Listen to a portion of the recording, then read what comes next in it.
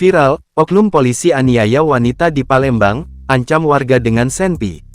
Viral di media sosial Instagram, seorang wanita di Palembang jadi korban pemukulan seorang pria yang disebut merupakan oknum anggota polisi di dalam sebuah mobil. Video tersebut dibagikan akun Instagram @winalubis7472. Dalam video dinarasikan kalau kejadian tersebut terjadi di kos-kosan Holau di Jalan Dwikora, tempat kosan teman korban. Pelaku ini anggota polisi tapi memukul wajahku di dalam mobil karena saya tidak mau berhubungan lagi dengan dia, tulis penggalan narasi video yang diposting akun tersebut. Dalam video, korban turut menyertakan foto memar yang dialaminya seperti di wajah dan lehernya. Sontak keributan yang terjadi memicu penghuni kos lain dan ibu-ibu berdaster yang ingin memisahkan korban dengan oknum polisi yang ada di dalam mobil berwarna putih. Selain itu, pada video tersebut, pria yang mengenakan baju putih terlihat mengeluarkan senjata api untuk mengancam.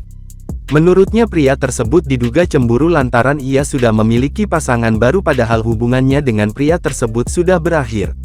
Dari informasi yang diterima, korban telah melaporkan peristiwa pemukulan yang dilakukan pria berinisial RRM itu ke SPKT Polda Sumsel dengan pasal yang dilaporkan yakni 351 Jo 352 KUHP tentang penganiayaan.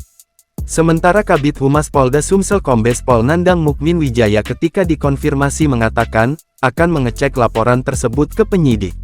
Mohon waktu, saya akan cek dan koordinasikan dulu dengan penyidik yang menerima laporan tersebut ya, kata Nandang.